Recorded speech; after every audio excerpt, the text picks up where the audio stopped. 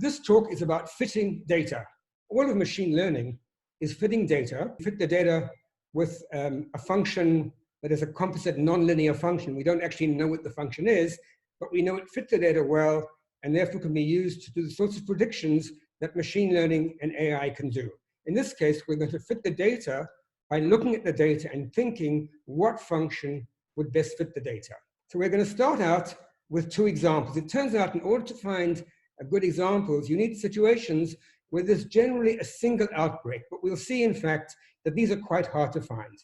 So South Korea, this is the number of cases on a log scale. There's a bump and it stops, another bump and it stops, another bump, and then a fourth bump.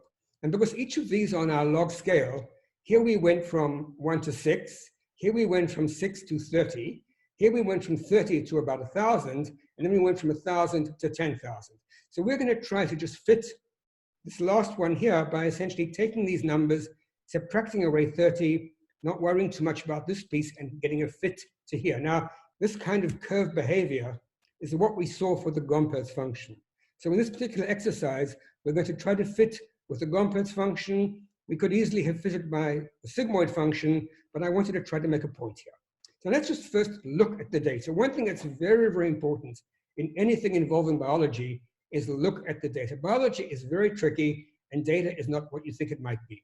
Now we're coming to South Korea, looking at the data, no smoothing, the raw data coming out of the Johns Hopkins database. We're first going to look at just the number of new cases. It goes like this. You can see it's curving. Started out quite high because in South Korea, no one recorded anything until there were about 60 cases. Again, this often happens. Now, what does the slope of this function look like? Wow, it's going down like a straight line. Remember the Gompertz function?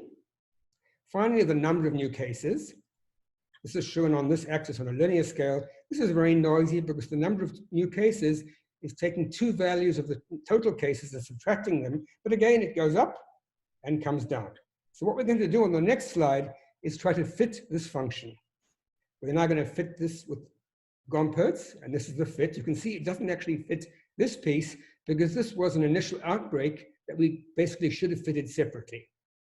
Now look at this data. Well, as you might imagine, a straight line goes through it. These are the actual numbers of the fit.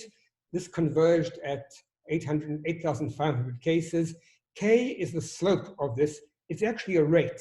And K equals to 0.22 means that this function decreases to 1 over E of its value in about 4 days. If this was 0.25, it's between 4 and 5 days. So there's essentially, this is telling you how rapidly this line goes down. And finally, the number of new cases, exactly the same raw data. This is the fit. And again, you can see that it's asymmetric. When it peaked here, it had not done with the cases. Now, in South Korea, there were additional cases here. We just fit it up to this point because infections often continue. We're looking at the dynamics of a single outbreak. Well, that's South Korea, one of the early cases. Let's look at another case, New Zealand. So New Zealand also actually had multiple outbreaks, but only 2. There was an outbreak here where they got from 0 to 6 people, got it under control, but then another one started here. And again, you see this familiar curved shape.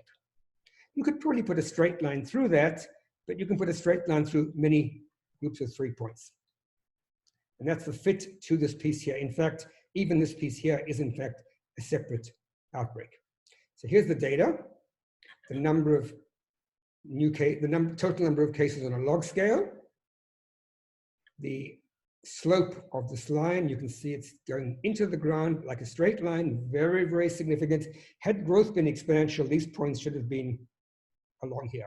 And then the number of new cases, and again, a nice peak. Of course, this is noisy. This is not a double peak. Data is very noisy. Same thing fitted. First, we fit the total number of cases on the log scale. Good fit there. Total number of, slope of that curve, a good fit there. And finally, the number of cases, and again, a good fit for unsmoothed data. In this case, the slope is a little bit less. This line slopes less. In fact, it gets down to 1 over E after about 7 days. So after, you can see it's decreasing, goes down by a factor of 10 in about 2 weeks, but it gets down to a factor of E in about 7 days. Okay, so what are the conclusions of this fitting? So basically, we see now, by just looking at the data, that from the very first confirmed case, the rate of growth of COVID-19 confirmed cases, it's not constant. Thus, growth is never exponential. So the terrible thing we're fearing is not true about a single outbreak. Instead, the constant exponential rate is decreasing rapidly.